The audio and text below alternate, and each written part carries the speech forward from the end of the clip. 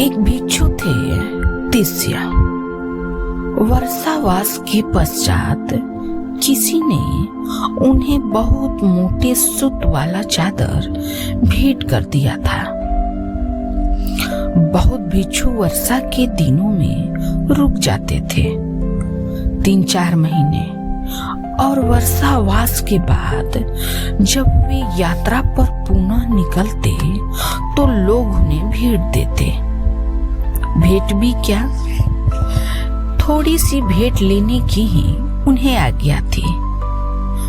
3 वस्त्र रख सकते थे, इससे ज्यादा नहीं।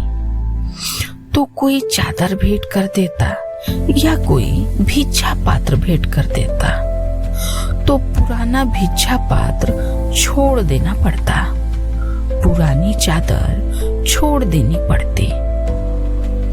यह तिस्य ने वर्षावास किया किसी गांव में। जब वर्षावास के बाद उन्हें एक मोटे सूत वाला चादर भेंट किया गया तो उन्हें पसंद नहीं आया। बहुत मोटे सूत वाला था। भिक्षु को आज्ञा नहीं थी कि जो उसे दिया जाए उसमें वह शिकायत करे या वह कहे कि यह बहुत मोटे सूत वाला है, यह मैं नहीं लूंगा। भिक्षु को जो दिया जाए वह चुपचाप स्वीकार कर ले। लेकिन आदमी तो होशियार होते हैं, कानूनी होते हैं, तरकीब तो निकाल ही लेते हैं। उसी गांव में तिस्य की बहन रहती थी। जब यह चादर भेंट की गई तो वह बहन भी खड़ी थी। तो भिक्षु तिस्य ने वह चादर बहन के हाथ में रख दिया, कुछ कहा नहीं। बहन को भी बात समझ में आ गई कि चादर बहुत मोटे सूत वाला है। वह घर गई। उसने उस मोटे सूत वाले चादर को तेज चाकू से पतला पतला चीर ओखल में कूट उसे धुनकर पुनः पतले सूत वाली चादर तैयार की। इस बीच भिक्षु तिस्य बड़ी आतुरता से उस वस्त्र की प्रतीक्षा कर रहे थे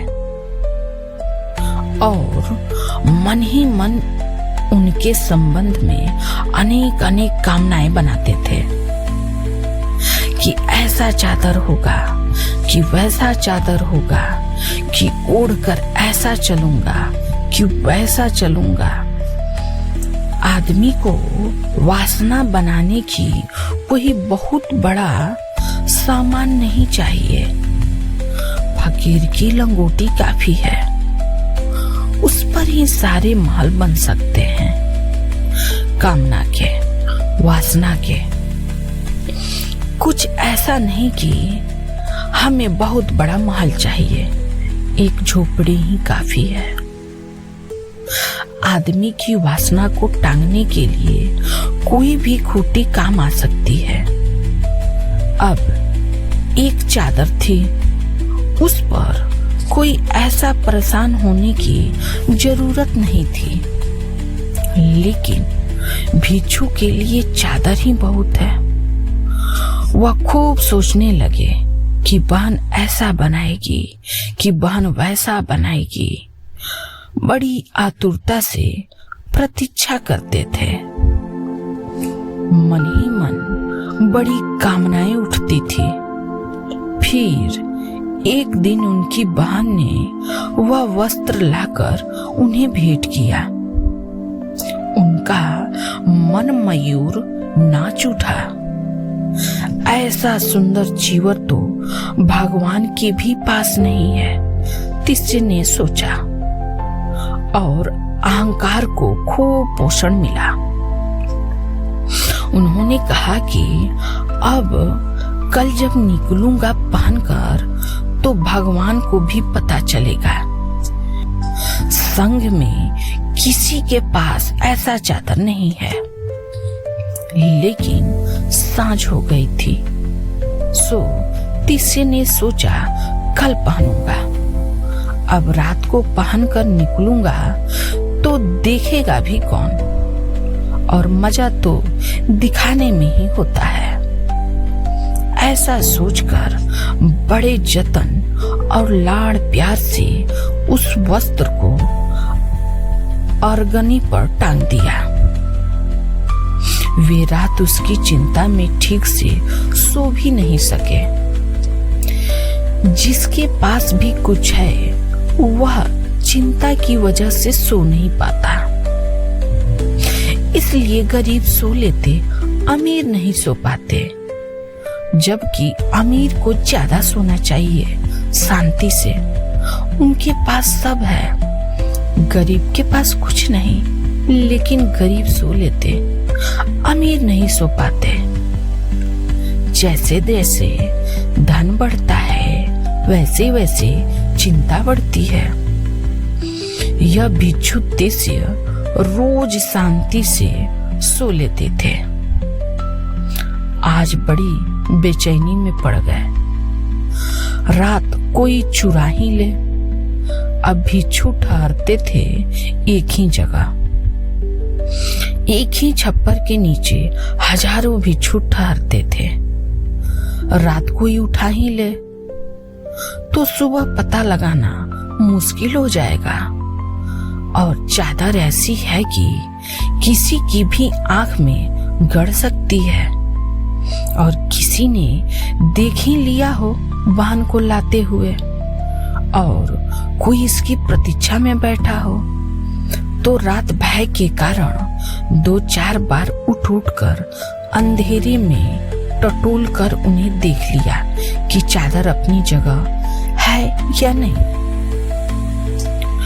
नींद में सुंदर वस्त्र के संबंध में तरह तरह के स्वप्न चलते रहे। कब सुबह हो, कब पहनो, ऐसी वासना पास पास मंडराती रही। संयोग की बात की उसी रात तिस्य का देहांत हो गया। वह चीवर के प्रति इतनी अति बलवती तृष्णा थी उसकी कि उस चादर चीवर के प्रति की तिस्य मरकर चीलर हो गए और उसी चीवर में समा गए। मरते ही चीलर हो गए और चीवर में जा बैठे। दूसरे दिन भिक्षु उनके मृत शरीर को जलाकर नियमानुसार उस चीवर को परस्पर बांटने के लिए उठाए। यह भी नियम था, जब एक भिक्षु मर जाए तो उसकी वस्तुएं बांट दी जाए। जिसके पास न हो उन्हें दे दी जाए। वह चिल्लर तो पागल हो उठा। वह चिल्लर अब तो तिस्य कहाँ थे, अब तो चिल्लर हो गए थे। वह उस चादर में छिपे बैठे थे। वह बिल्कुल पागल हो उठा। हमारी वस्तु लूट रहे हैं कह कह कर इधर उधर दौड़ने लगे और चिल्लाने लगा। भगवान के अतिरिक्त कोई और उस चिल्लर की आवाज नहीं सुन सका। भगवान ने उसकी आवाज सुनी और हंसे। उन्होंने आनंद से कहा, आनंद, भिक्षुओं से कह दो कि तिस्य की चीवर को अभी वहीं की वहीं रख दे। 7वें दिन बाद जब चिल्लर मर गया, चिल्लर की उम्र कितनी? जब तिस्य ही मर गए तो चिल्लर ही की उम्र कितनी है? चिल्लर कितनी देर जिएगा? तब भगवान ने भिक्षुओं को तिस्य के चीवर को आपस में बांट लेने को कहा। भिक्षुओं ने स्वभावतः भगवान से 1 सप्ताह पहले रुक जाने और फिर आज अचानक बांटने की आज्ञा देने का कारण पूछा। तब भगवान बुद्ध ने तिस्य के चिल्लर होने और दोबारा मरने की बात बताई और कहा, कामी अनंत अनंत बार मरता है, जितनी कामना उतनी मृत्यु, क्योंकि जितनी कामना उतने जन्म। प्रत्येक कामना एक जन्म बन जाती है और प्रत्येक कामना एक मृत्यु बन जाती है।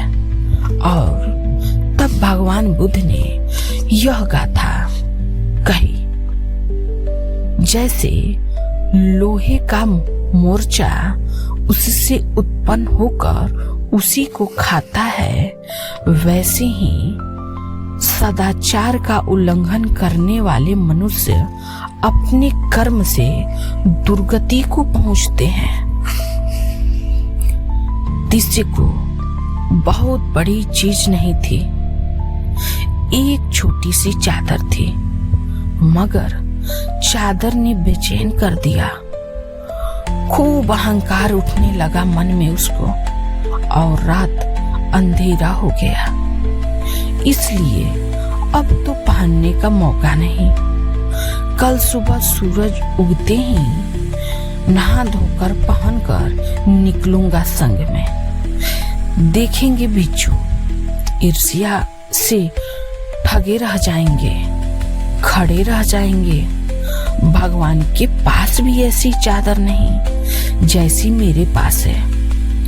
लेकिन संयोग की बात, न तो रात सो सका चिंता के कारण, सपने देखने लगा उसी रात और मर भी गया उसी रात। जब भी हम मरेंगे तो जो हमारी अंतिम वासना होगी वही हमारे नए जन्म का सूत्रपात होती है। इसलिए मरते वक्त अगर वासना के सहित मरे तो वासना ही हमारे जीवन का ढांचा बनेगी, आने वाले जीवन का ढांचा बनेगी। मरते वक्त उसके मन में एक ही भाव था कि पहन लूं, चादर पहन लूं, चादर ओढ़ लूं। फिर मर गया तो चिल्लर हुआ। चिल्लर का मतलब इतना ही है, कथा तो केवल एक बोध कथा है। चिल्लर का मतलब इतना है कि अब और तो कोई उपाय नहीं था। चिल्लर होकर ही चादर में प्रवेश कर सकता था, ओढ़ सकता था चादर को, तो चिल्लर हुआ। वह चादर की वासना उसे चिल्लर बना दी। हमारी वासना ही हमारी नई देह बनेगी। इसलिए मरते वक्त सोच समझकर मरना। अगर मरते वक्त सोच समझकर न मर सके, अगर सोच समझकर पूरे जीवन नहीं संभाला सोच समझ को, तो कहानी तो यही कहती है। यह तिस्य क्या हालत देखना है। बुद्ध ने कहा, अपनी ही भांति, अपनी ही भूल के कारण वह तिस्य चीवर में चिल्लर हो गया। और जब उसकी चादर उठाई गई तो स्वभावतः चिल्लर एकदम पागल हो उठा। वह दौड़ने लगा चादर के भीतर और चिल्लाने लगा, हमारी वस्तुएं लूट रहे हैं। मर गया, लेकिन वासना अभी भी नहीं गई। वासना अभी भी नहीं मरी। मर गया, लेकिन मोह अभी भी नहीं मरा। मर गया, लेकिन अहंकार अभी भी नहीं मरा। हमारी वस्तुएं लूट रहे, कह कह कर इधर उधर दौड़ने लगा, चिल्लाने लगा। भगवान के अतिरिक्त तो किसी ने उसकी आवाज सुना ही नहीं। उतनी सूक्ष्म आवाज तो सिर्फ बुद्ध पुरुष ही सुन सकते हैं। वे हंसे और उन्होंने कहा कि आनंद, उन बिच्छुओं को कह दो कि तिस्य के चीवर को अभी वहीं रख दे। 7 दिन बाद जब चिल्लर मर गया तो बुद्ध ने कहा, अब उस चादर को बांट लो। स्वभावतः भिक्षुओं ने पूछा, क्योंकि इसमें विरोधाभास था। 7 दिन पहले अचानक कह दिया था कि रुक जाओ, चादर को वहीं छोड़ दो। अब अचानक कहा कि बांट लो। तो बुद्ध ने कहा, कामी अनंत बार मरता है। उसकी कामना तीसरे की उसे चीलर बना दी। अब चीलर की तरह हुआ मर गया। अब तो कामना लेकर मरा है। वह फिर उस कामना से पैदा होगा, फिर मरेगा। कामी अनंत बार मरता है। जितनी कामना उतनी मृत्यु। प्रत्येक कामना एक जन्म है और प्रत्येक कामना एक मृत्यु है। और तब भगवान बुद्ध ने यह गाथा कही, जैसे लोहे और मूर्छा लग जाता है, जंग लग जाती। वह आती तो लोहे से ही है, लेकिन लोहे को ही सड़ा देती है, गला देती है, मिटा देती है। जैसे लोहे पर जंग आ जाती है, उसी से उत्पन्न होती और जंग फिर उसी लोहे को खा जाती है। ऐसे ही हमारी वासना हम ही से उत्पन्न होती है और हम ही को खा जाती है। वासना हमारी चेतना पर जंग है। वासना से जो मुक्त है वह निर्मल है, उस पर कोई जंग नहीं। यह तिस्र की हालत देखो, बुद्ध ने कहा। अपनी ही भ्रांति, अपनी ही भूल कैसी दुर्गति में ले गया। कहाँ भिक्षु था, कहाँ चीलर हुआ। मनुष्य इन सारी यात्राओं पर होकर आया है। हम कभी पशु थे, कभी पक्षी थे, कभी पौधे भी थे, कभी पहाड़ थे। अब हम मनुष्य हैं। इस मनुष्य होने के अपूर्व अवसर का ठीक ठीक उपयोग कर लेना है। कहीं ऐसा न हो कि यह अवसर ही खो जाए। इस अवसर का हम मनुष्य हैं। इस मनुष्य होने के अपूर्व अवसर का ठीक ठीक उपयोग कर लेना है। कहीं ऐसा न हो कि यह अवसर ही खो जाए। इस अवसर का एक ही ठीक उपयोग है और वह है इस बार इस भांति मरना है कि फिर कोई जन्म न हो। उसने भी जीवन का सम्यक उपयोग कर लिया तो भांति मरा कि जन्म न हो। लेकिन इसके लिए निर्वासन में मरना जरूरी है। शांत, मौन, शून्य भाव में मरना जरूरी है। तो फिर हमारे भीतर कोई दिशा नहीं जो हमें कहीं ले जा सके। जब हमारे भीतर कहीं जाने की कोई कामना नहीं, कुछ होने का कोई कामना नहीं, तब हम इस पृथ्वी के प्रभाव से मुक्त हो जाते हैं। तब हम उठते हैं आकाश की उस ऊंचाई पर जहां बुद्धत्व को प्राप्त व्यक्ति उठते हैं। एक ऐसा जन्म है कि फिर कोई मृत्यु नहीं। वह जन्म है मोक्ष में। और फिर ऐसे अनंत जन्म हैं जिनमें बार बार मृत्यु है। वैसे जन्म है संसार में। चुनाव तो हमारा है। तो बुद्ध कहते हैं, इस अकेलेपन को बुद्ध कहते हैं द्वीप बन जा। अकेले हो जाओ, असंग हो जाओ। ऐसे जियो कि तुम अकेले हो। कोई संग साथी नहीं, कोई संगी साथी नहीं, कोई अपना नहीं, कोई पराया नहीं।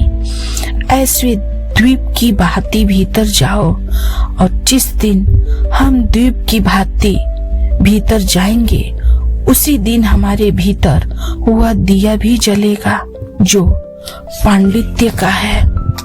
यह दिया बुझा बुझा ही न रह जाए, इस दिए को जलाना ही है तो हमारे पास पुण्य पाथे होगा और हमारा एक घर होगा उस विराट में। हम बेघर न हो जाएं, संसार से तो घर मिटाना है और निर्वाण में घर बनाना है। ये भगवान बुद्ध की बहुत अद्भुत और बहुत सुंदर कहानी है जो हमें ओशो ने सुनाई है। ओशो बुद्ध की देशना और तृप्ति क्यों, ये कहानी बहुत अद्भुत है, बहुत सुंदर है कि एक भिक्षु मनुष्य तन पाकर भी उसकी वासना ऐसी उठी एक कपड़े में कि वह चीलर बन गया और फिर मरा। ये कहानी हमारी कहानी है। हमारी भी बहुत तरह की वासना हमारी इर्द गिर्द घूम रही है। परमात्मा करे मरते वक्त हम द्वीप बन सके, अकेले, शांत, मौन और ध्यान में हमारी मृत्यु हो। धन्यवाद।